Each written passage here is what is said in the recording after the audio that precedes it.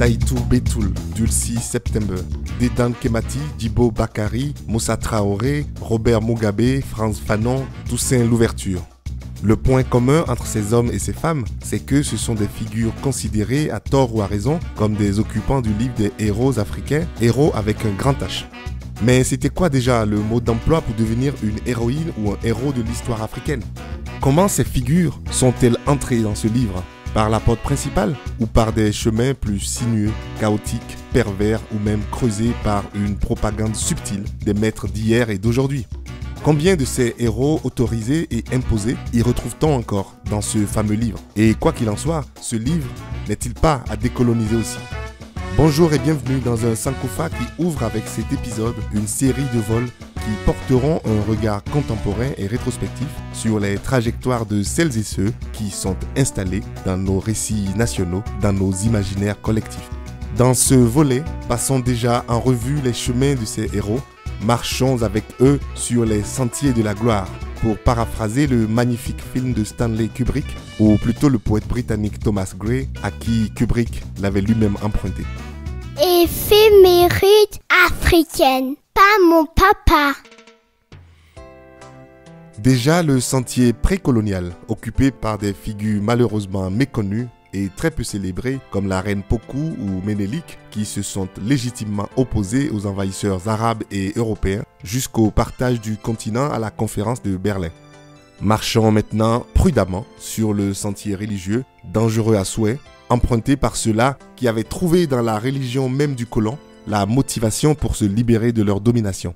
Comme Kimpa Vita et Simon Kibangu, deux prophètes africains, brûlés vifs pour la première, emprisonné à vie pour le second pour avoir pensé à tort que Dieu parle aussi aux Africains. Non. Pourtant c'est bien connu, Dieu ne parle pas de langues africaines. Mêlons-nous à présent au contingent des figures héroïques du sentier chaotique des indépendances des peuples africains. Parmi eux, des personnages pas forcément charismatiques ont été très souvent choisis parce que bien formatés pour continuer et même sublimer l'œuvre du maître. Devenus présidents, ils ont fait disparaître les autres dans des prisons et des cimetières. Ces malheureux-là qui, eux, croyaient en une réelle et totale liberté. Ils ne sont malheureusement convoqués de nos jours que pour des besoins de manipulation politique. Sur ce sentier-là se trouve la stratège Hawa Ismail Ali, l'infatigable Winnie Mandela, l'inoubliable Eduardo Mondlane, le visionnaire Amilcar Cabral, l'étourdissant Julius Nyerere, le discret Albert Luthuli, l'intraitable Niobe, le spirituel Mamadou Dia, le panafricaniste Marcus Garvey et l'éclaireur Walter Rodney. En s'aventurant dans le sentier post-indépendance, pourtant initialement si prometteur, on y rencontre des vies sublimes mais très courtes, fracassées par les intérêts occidentaux et la traîtrise de leurs frères africains. Tel Sankara, coupable d'avoir rêvé trop fort, et tel Lumumba, mort avant même d'avoir pu nous dire son rêve. Ces deux-là et les autres, tristement oubliés, même par les Africains, trop divisés pour compter aujourd'hui. Parlant de division, on aperçoit au loin cet autre sentier, celui des séparatistes, par exemple en Tanzanie, au Sénégal et évidemment au Biafra. Cette guerre mondiale du pétrole nigérian qui a paradoxalement enfanté un héros blanc, un héros imposé, un certain Bernard Kouchner, qui, en se montrant avec des sacs de maïs sur son dos à la télé, lui, la face humanitaire d'une France qui pourtant alimentait la guerre, aura occulté les Christopher Akibo et autres Chinua Achebe, des plumes pourtant héroïques d'un Biafra riche mais défiguré. Tous ces sentiers-là mènent-ils pour autant dans les bons livres d'histoire? Telle est la question. Mon cliché africain du jour est un hommage à un vrai héros africain, né le 5 juillet 1951 à Likasi au Congo belge, fils de Ferson Moutachi Ngouz et de Mouadine Sompo.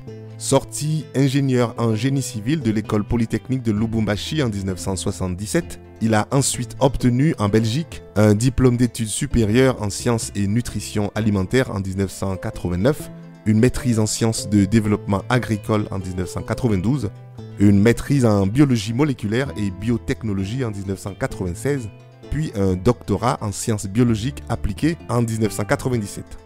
C'est donc un travailleur infatigable qui détestait la médiocrité et a légitimement été sollicité par nombre d'institutions internationales afin que son expertise puisse servir du Congo à la Papouasie-Nouvelle-Guinée et dans plus de 20 autres pays comme le Sénégal, le Danemark, la Côte d'Ivoire, l'Afrique du Sud, le Botswana, le Kenya, les Seychelles, l'île Maurice, le Rwanda, le Togo, Madagascar, la Belgique et j'en passe.